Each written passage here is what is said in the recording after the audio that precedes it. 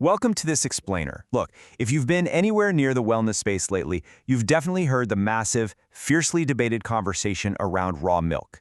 Our goal today isn't to lecture you on what to drink. Instead, we're going to completely deconstruct this debate using the actual facts, the science, and established medical consensus. We're going to break down exactly what it is, what the advocates claim it does, and what the documented risks actually look like. So let's just dive right into the heart of the raw milk controversy. It really boils down to one massive central question, doesn't it? Is this stuff a vital superfood, or is it a pretty serious health risk? Like, can an unpasteurized glass of milk dramatically improve your health, or could it expose you to life-altering diseases? That's exactly the narrative we are unpacking today. To figure that out, we first need to get on the exact same page about defining raw milk. And honestly, before we can even define raw milk, we have to establish the scientific baseline, pasteurization. You probably already know this is a targeted heating process developed specifically to kill harmful, naturally occurring microorganisms in the milk. But here's the absolute critical part that somehow gets lost in the noise all the time. Pasteurization does this while keeping most of the nutrients totally intact. It eliminates the danger without destroying the food itself. So, looking at this side by side, the core difference is literally night and day. Pasteurized milk goes through that thermal safety checkpoint to knock out harmful microbes. Raw milk? It skips that step entirely.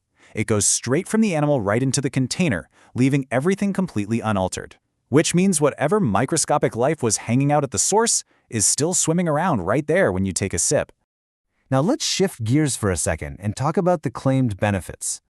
People who advocate for raw milk are deeply focused on this unaltered state. The big claim is that by skipping the heat of pasteurization, the milk holds on to all its natural enzymes, probiotics, and beneficial nutrients.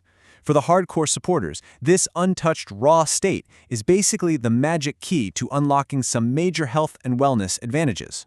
But we have to follow the actual data here. And despite the really intense passion and very vocal claims of the raw milk community, the documented scientific evidence backing up those huge health advantages, it remains highly limited. When you actually put these claims to the test in controlled, rigorous environments, the verified benefits just kind of fall short of the massive hype.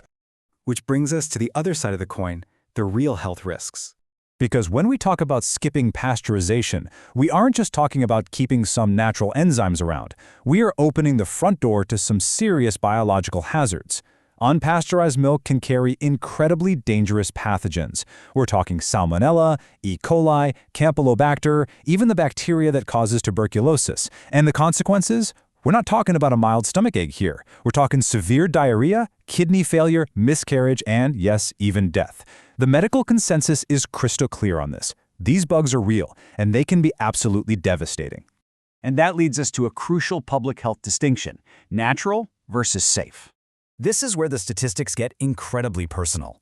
The folks most at risk from these dangerous pathogens are our vulnerable populations: kids, pregnant women, the elderly, anyone who is immunocompromised.